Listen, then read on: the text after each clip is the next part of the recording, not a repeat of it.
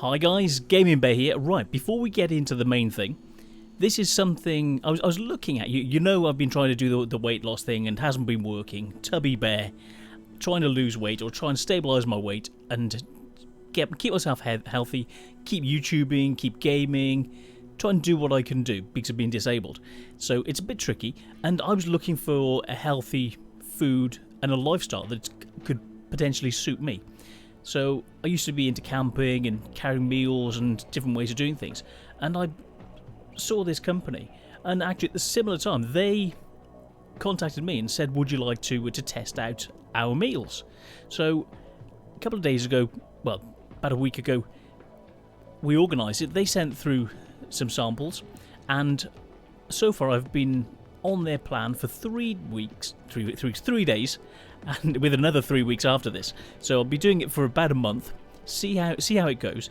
So far, in the 3 days I've been using it, I've lost 2 pounds, not two, yeah, 1 kilo, approximately 2 pounds, well, exactly 2 pounds, and so it's going really, really nicely. So it's sort of a balanced sort of meal where you add water and you can either have soup, different shakes, and they're actually really yummy.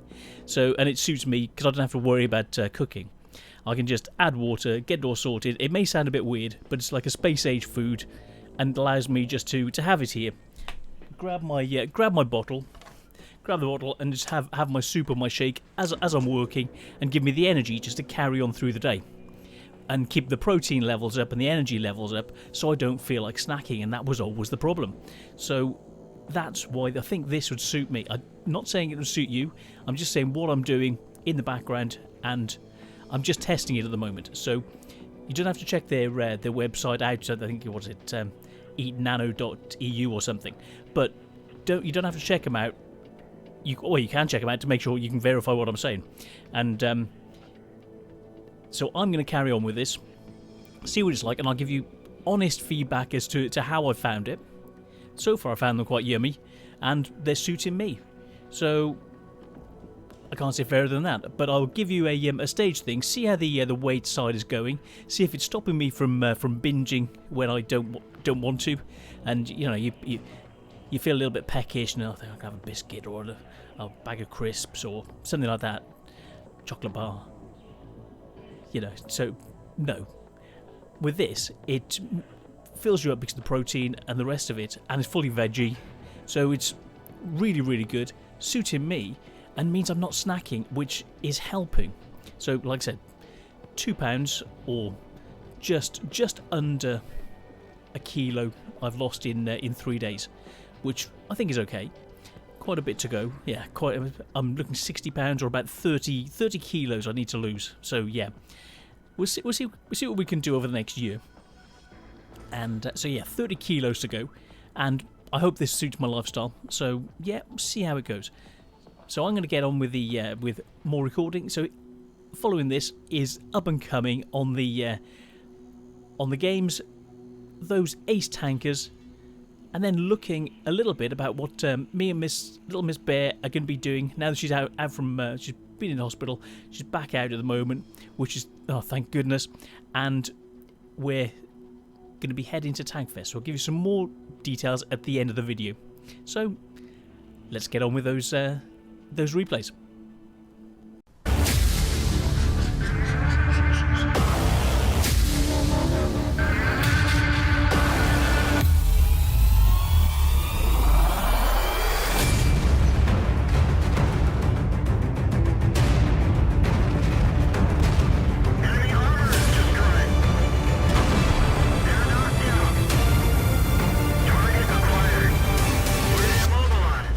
Hi guys, Gaming Bear here. Right, got a couple of specials today, which I did this week, and did a few more aces, but I just wanted to put 2 in for this review. So yes, we're looking at the Object 268 and my favourite tank, the VK3001D. So here's some footage, but otherwise enjoy the replays. I hope it helps with these tanks, and I will do full reviews of these tanks, but I wanted to keep the video as short as possible and give you as much fun as I could with those tanks. And I've reorganised my flat, so things look a little bit different. So, yep, this is me, Gaming Bear, and I will see you at the end of the video. Bye! Right, let's get into this game. So we know what we're getting. Just done an ace. So this is how I get an ace in the 268. So we'll see exactly how I did it. But it was done probably about 20 minutes ago. So now, let's have a look. Speeding things up. And as you can see, I'm on a free cam. Oh no, it's an aimbot. I'm looking behind me. Yeah, right. So, moving over into town, I thought, well, with all of the mediums pushing the other way, I'd go and assist in town. Moving up.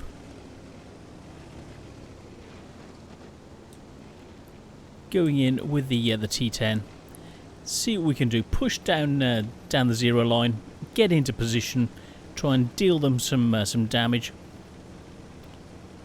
Pushing down to 38 kmh. I was at this point considering, well, I didn't want to go too far ahead. I wanted to support the T10 as he's got the turret. So he's moving into position. Now he's oh, I was trying to get around him, and I thought, hold on, they've got RT. So let's speed this up. I'll try and go around the inside of him, and that's when I see the enemy T10.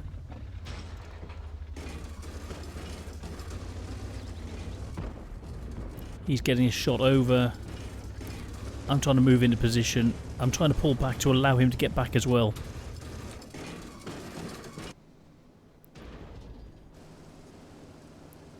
Get the shot on target.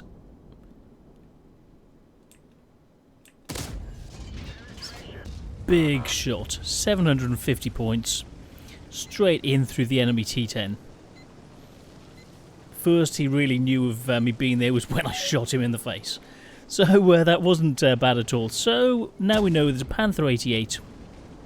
I'm almost reloaded. That's one thing, it's got a slow reload, but it's got a heck of a big gun. And very good armour, as we can see with this. Let's pause and have a look.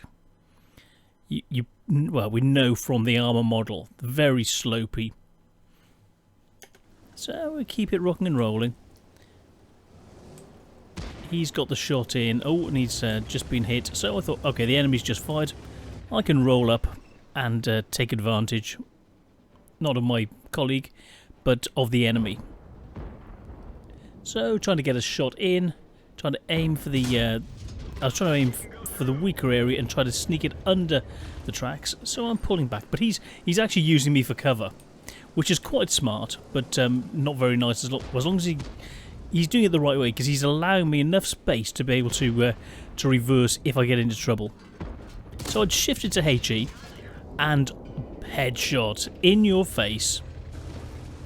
HE straight in, boom, and ammo rack. Very, very nice.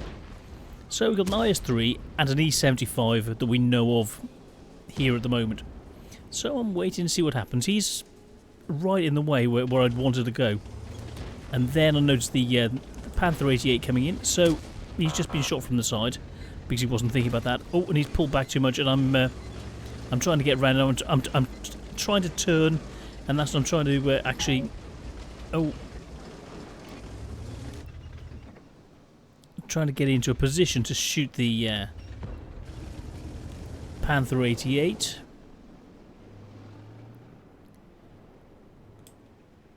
So I'm waiting for him to come back out again.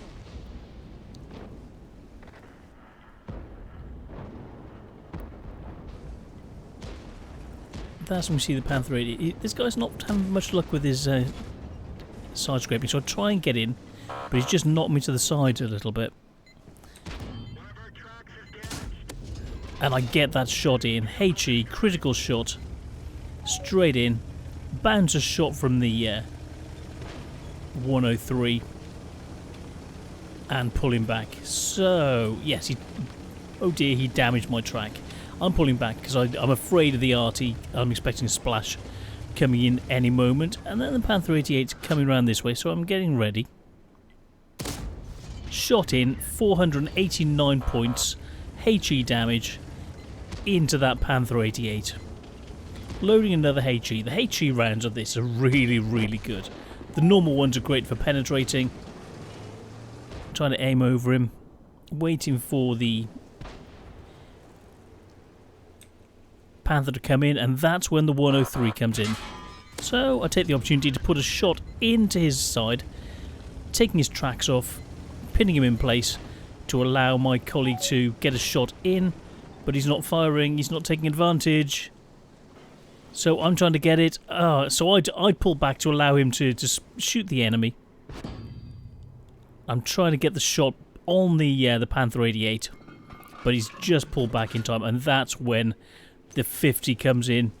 This is going to be painful. So speed this up. 1,600 points of damage. That was a little bit slow. You saw the lag between being taken out, and then the AMX 50 is unloading on me. I'm trying to dink from side to side so he can't get a tight shot, but not just him and the Panther. They've just killed my driver. I'm taking shots left, right, centre, and I'm in a bit of a bad way. Bounced a shot from the Panther. I was going to try and get a shot on him, and I thought, actually, do I really want to be here? If they push around, if I give the Frenchie time to reload, and at that point I think, okay, I'm getting out of here. We're 2 tanks down, 1 tank down. I've taken a lot of damage, and I'm pulling back to aid as I notice the E50M has got a free run on our artillery. So I'm pushing up to come and assist the artillery. Got the Rheinmetall there helping. I'm pushing in. That's when I noticed the STRV moving in. And I think, well, okay, at this stage, come up, see if I've got HE loaded. HE very useful against the 103. So I'm trying to get into a position to use HE against him. Got the Emil down there, and I'm trying to get a shot. I'm trying to get a target on the STRV and then dump a load of HE on his face. And that's when the 50B shows himself again. So, he's just fired 1,000 points and a fire. Someone else got the killing blow, but that would have been, if someone hadn't killed him off, that would have been a bit of revenge for all the damage he did on me. But that shot, that HE shot, was one of the best I've done, and that must have gone through the side and straight in, which isn't bad at all. So I pull back, watching, knowing the 103's there. We got the Emil, the Rheinmetall, and their artillery to deal with. So we're just up 11-10, and I'm thinking, okay, what shall I push? What shall I do now? So we've got the Rheinmetall over there, so I'm going to go and assist, move up into position, try and help, and that's when I noticed the STRV moving in on the artillery. So I'm low health, coming over here, trying to get a shot in, aiming over, see if I can get a shot over the top, but I can't. And doing that, he's got our artillery. He's just fired, but he's got quite a quick reload. So this is a bit risky, but I'm doing it. I'm trying to dink to the side, try and force him to miss. I'm coming over the top. Now let's pause this so we can have a look. Now I'm showing quite a lot from this, but I should be okay as long as he doesn't hit the lower plate. Moving up, waiting for the gun to come into place. Moving in. Let it aim a little bit. Boom! 398 HE in the face. And that's him gone. So now it's looking a little bit better. Sadly, we lost the arty, but I'm coming in to help. So we've got the Emil, the Rheinmetall, and an arty to deal with there. 2 HE shots left, and that's when I spot the Emil. He's moving through. He's under the bridge in the water. So okay, I'm going to speed up, get a shot in on him if possible. I'm using the trees for cover because I'm expecting there to be... Oh, and he's gone. Cool. So I'm starting to move up, and that's when I spot the arty, and he's charging. He's coming straight for us in the air. 450 points before the other people's shots, only just though, get on him.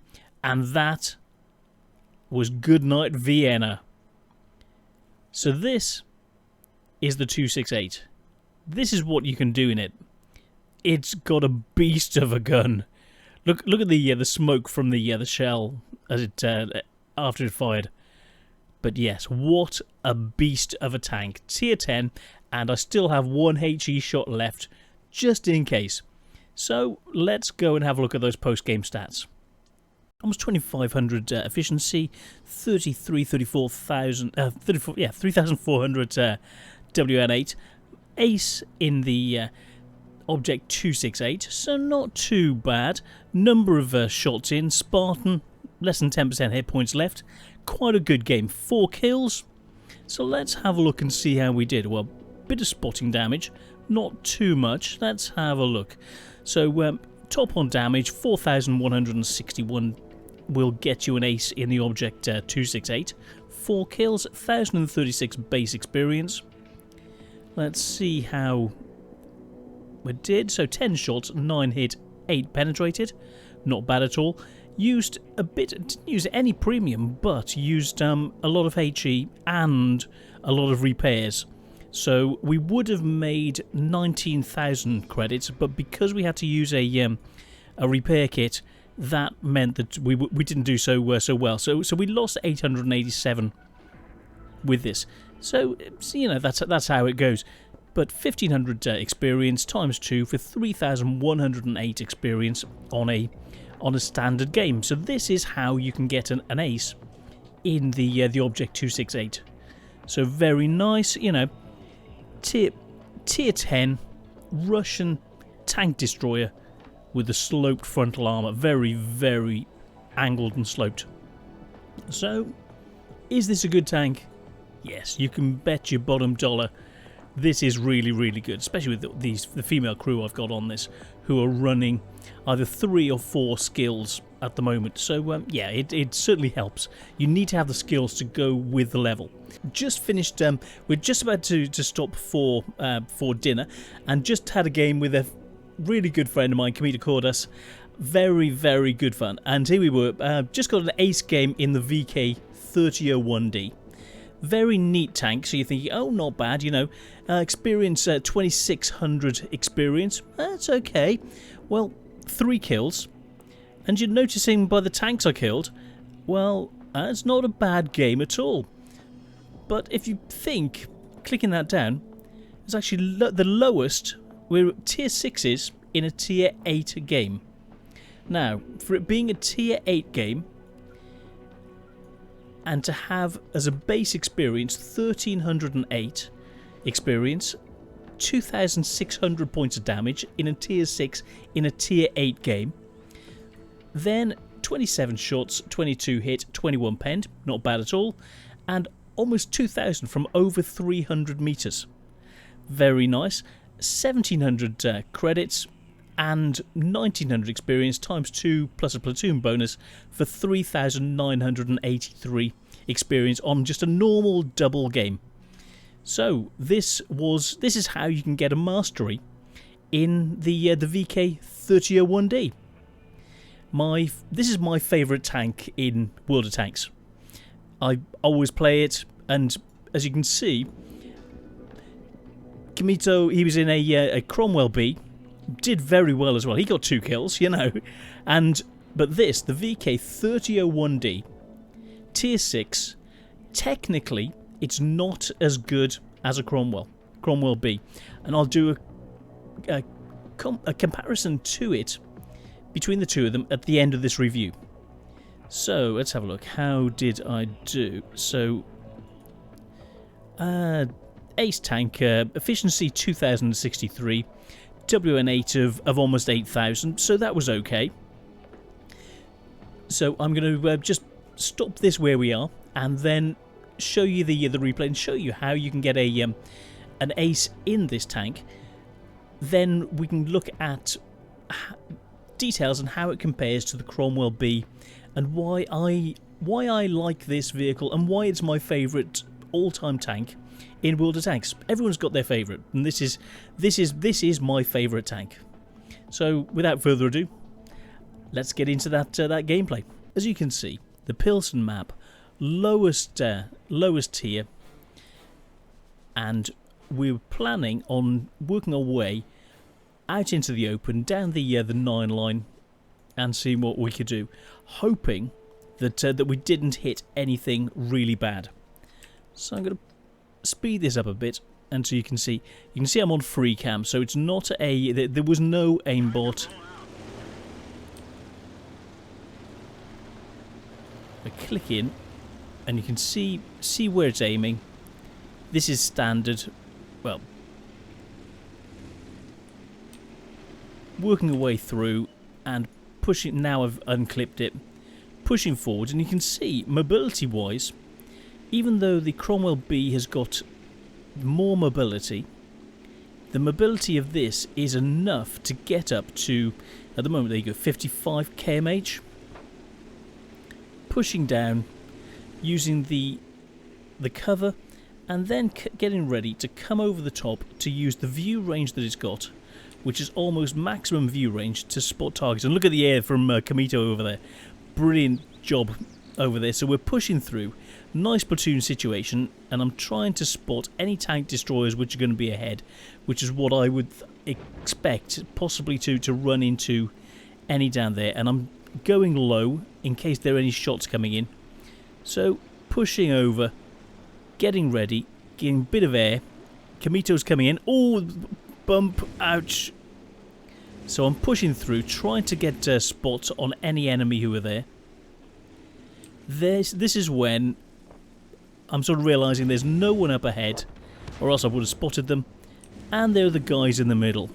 So, look at that, coming to a stop, getting into position, and that's when I think, okay, take out their light tanks. Shooting in, he's realised he's being shot. Can't quite get that shot in, and that's nice to see the IS. Side shot on the IS. Trying to get tracking shots, shooting in. 2 ISs, spotting them for the team.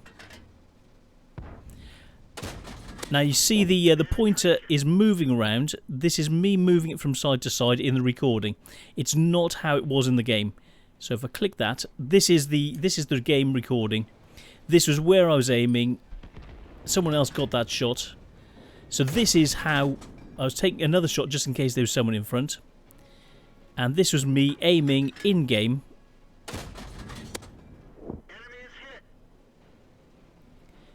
As was at the time.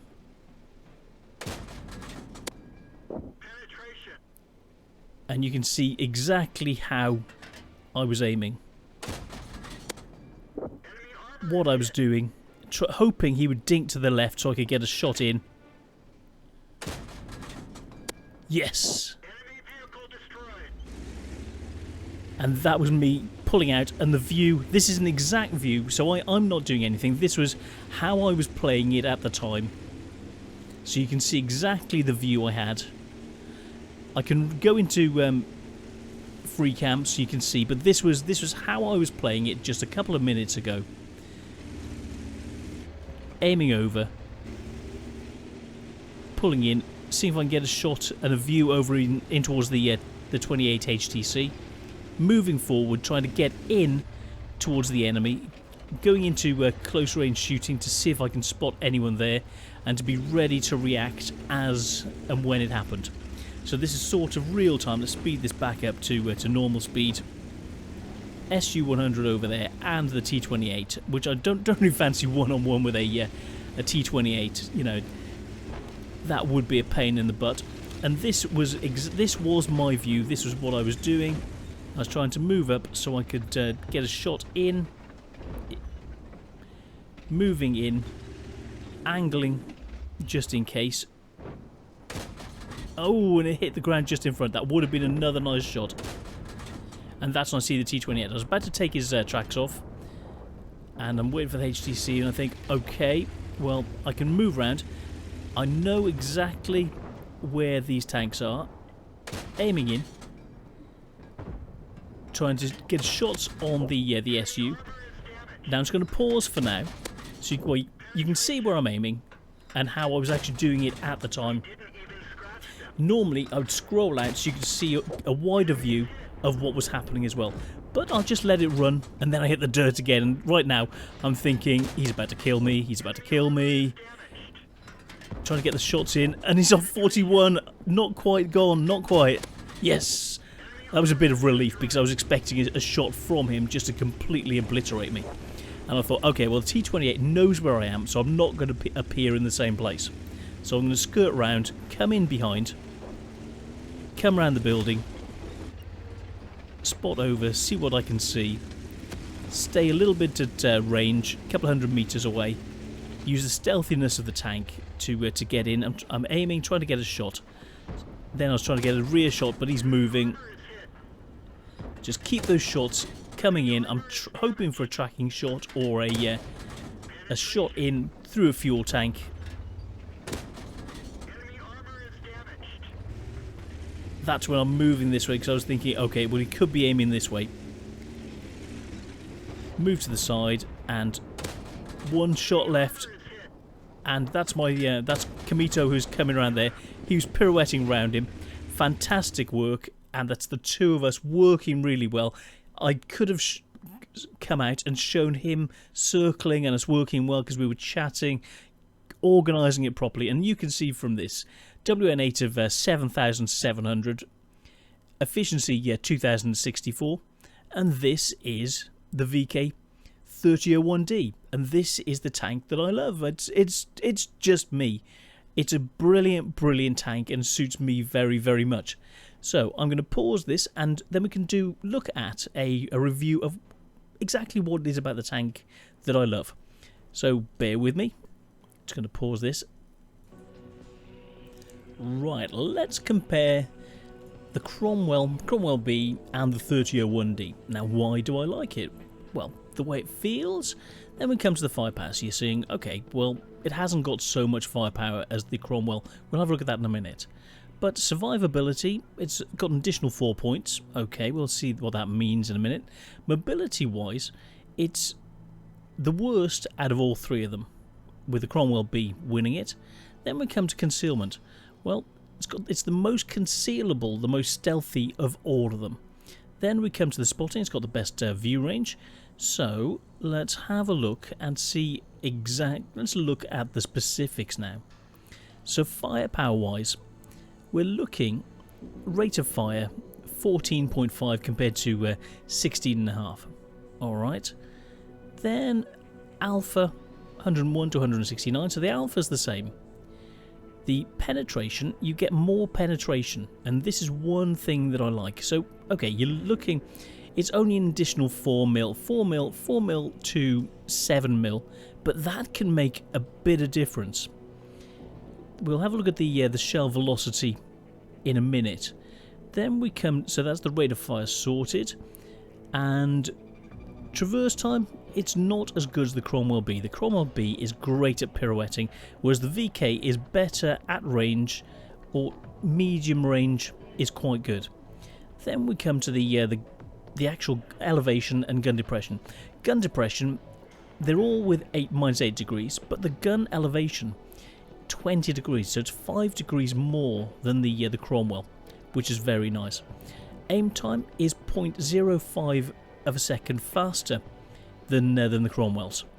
Dispersion 0.33 compared to 0.35, so it's in all aspects the gun is more accurate. So even though you're firing, the gun dispersion means that as soon as you're aimed, you can fire. What you find in practice, even though the Cromwell reloads faster, this little bit of an extra reload time that you need and the lack of accuracy means you've got to wait longer to try and guarantee your shots. So the VK can make up for the lack of DPM, the lack of about 200 DPM, 202 DPM that the Cromwells have got. Okay, so that's the firepower side. So we'll have a look at the shell velocity in a minute. Now, survivability. You've got 20 more hit points. Doesn't seem like a lot, but it can make the difference of one shot. So you can survive one shot longer than the Cromwells, which is quite nice. Then we have the armour. Turret armour is 80 mil, but it's more angled and sloped, so you've got more chance of... And we'll have a look at the armour in a minute. Then we come to the mobility. It's not as good, but it's a heavier target. So if you ram something, you're more likely to do more damage. So that additional 5 tons really makes a difference. So let's have a look at the top speed as well. So top speed, we are looking, bear with me a second, 56 compared to 64. So as you see on the replay, the Cromwell's, the power to weight ratio, which is 21.15, but because of how mine's set up, even though the Cromwell's got a better power to weight ratio, you saw in the replay that the VK was able to get up to the top speed faster and had to be caught up by the Cromwell, even though at that point he could have overtaken. So to get up to speed, the ground resistance seems better for my version. We'll have a look at that in a minute. Now, so the top speed 56, which is no slouch. Reversing, they've all got 20. Traverse speed 42 compared to 52. But the standard Cromwell's only got 38, almost 39. So compared to a standard Cromwell, the VK traverses faster, but the best of all is the Cromwell B. So, yep, it's all looking pretty good. So it's all in the same sort of ballpark. Then we come to the concealment of it. Cromwell B is 2% better than the Cromwell, but 3% better than that, or 2.6% better, is the VK. So you're looking 5% better than the standard Cromwell, and almost 3% better than the Cromwell B. Right. But all in all, and that's when stationary. On the move, it's got 2% more, 1.96, and 1.8% better than the standard Cromwell. So it's a couple of percent more stealthy than the Cromwell. It doesn't sound like a lot, but being stealthy, working at range, having a more accurate gun is showing you why I like this and why it works for me. Then we come to the view range, 399 meters. The Cromwell B is lacking on the view range. So setup, mine is set up and it's running at 366 meters. The standard Cromwell 375, but the VK 399 meters. So that additional, say a minimum of additional 24 meters means that you're able to get the shot on target, aiming in before your opponent sees you. And that can give you the edge. So not only the first shot, but it gives you the accuracy of the first shot, consecutive shots, and it means that you're leading your teammates, you're showing them where the enemy is. So by the time you spot him, if you're working as part of a platoon or there's a couple of people behind you, you can actually help them. So by the time he sees you, you'll have 2 or 3 guns aiming at him and shots on their way to him as he realises he's even been spotted, which gives you the edge, the VK, over the Cromwell. Now you'd look at the figures of the firepower, the mobility, and you'd think the Cromwell's got it. But for me personally, I would take the VK 3001D just about every single time. For versatility, the spotting range, the mobility that it's got, it's a great all-rounder. But for me, the view range makes a huge difference. So let's have a look at the full details of this. So, power to weight ratio. Now, we have that 21, which was okay, compared to the 23.4, alright. And as you see with the Cromwell B, it's got much better acceleration and terrain resistance. So the VK technically loses out, but well, that's the way it works. The mobility isn't as good, but if you've got a good crew in here, you can do really well. We then come to the shell velocity. If they were sat next to each other, firing at the same time, the velocity of the VK's gun with standard ammo is 925 meters a second. The Cromwell gun, you're looking about 145 meters a second less. So they both fire at the same time. The VK will kill the Cromwell faster, so the shot will hit and the Cromwell will be dead. But it also means you've got less lead time, which increases the accuracy. So against moving targets, your gun is more accurate because there's less lead time. And not only that, the gun is more accurate in the first place. So that's the way it actually works. Then we come to the model of the tank.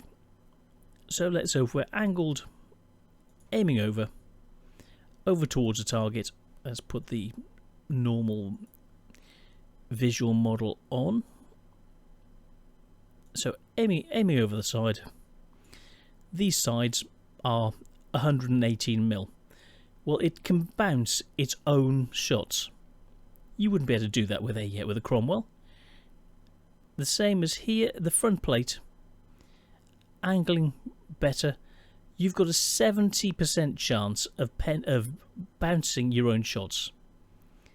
So if you angle properly against your targets, you've got a chance of not only one, getting the shots on target against the Cromwell, bouncing his shots in return. He's got that 4mm less pen, so any shots of your own that you bounce, it'll be easier to bounce the shots of a Cromwell. So you've got higher health, your higher velocity of gun, so you're going to hit and kill him first, and you've got a 30% chance of blocking the incoming return shot. Which is why between these two tanks, even though on paper you could say the Cromwell's a better tank, I would take this VK time after time, and which is why I love this tank so much and why it's my favourite tank. Let me just move this up, bear with me a second. There we go, and which is why I've got so many rings on the barrel. Let's close this up. And you can see those rings that I've got. Let's have a look in the exterior view. So they haven't given it a lot of love, which is why it's only got this old shoddy model. But for me, I really rate this tank. I really like it. Technically it's not as good as a Cromwell, but for me it just rocks the big one, and that's it, which is why I've got 6 rings on the barrel, or I'm up to the second star, working on the third one.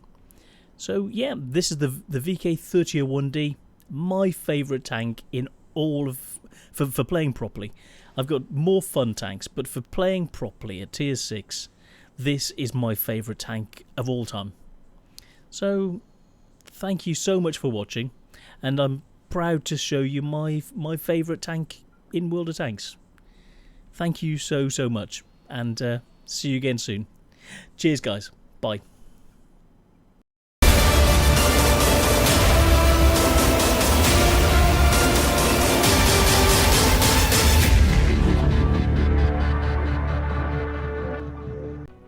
Right guys, carrying on. So Little Miss Bear and I, we're heading to Tiger Day. Well, we're not just doing Bovington for the Tank Fest later in the year, but in April, 29th of April, we'll be there the day before. We're going to be at there for the we're going to be at Bovington Tank Museum for Tiger Day. It's going to be fantastic. So looking forward to that. Other events upcoming, going to lots of concerts, gigs. Carrying on with the nano side of things, trying to stay fit, a little bit of healthy stuff, and looking around the Cotswolds. There's going to be some vlogging, some pictures, all sorts of stuff, combining the YouTubing and healthy living interesting, historical, entertaining things coming up. So gigs and historical and lots of things in between. So that's what's upcoming. So thank you so much for bearing with us. Bearing with us. It just works. Or doesn't, put in the comments.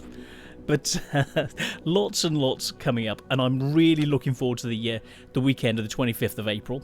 See you at Bovington, and if not, just contact me and we will do something else. Look for me online, look for me here, click to subscribe, and have a really, really great time. So that's me, Gaming Bear, signing out. It's so nice to have little Miss Bear back from hospital. So really, really big weight off my mind. And which is always good. So thank you so much for all of your wishes, all of the support, and keep looking after tanks, looking after the history, keeping the culture alive in the different countries, and look after yourselves. And I'm here if you need a chat. Just put in the comments what your issues are, how I can maybe help. Chat how I've dealt with things, with what I've been through, but always here to help, lend a helpful ear, eye, whatever you need. I'll either be on my crutches or wheeling around in the wheelchair.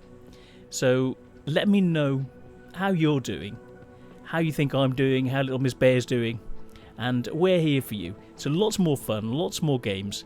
There's going to be even more coming. I've got about 15 videos, apart from that 2 terabytes of data that I lost. So yeah, I haven't been able to get that back yet, but I'm moving on, creating new content. So there's lots more in the pipeline. Thank you so much for sticking with us, and thank you very, very much, and see you all very, very soon, either here or live at one of the Bovington events, or one of the other PC related events, or Xbox related events actually. And see you all soon. Thank you very, very much, and you're all just so brilliant. Thank you. Cheers, guys. Bye.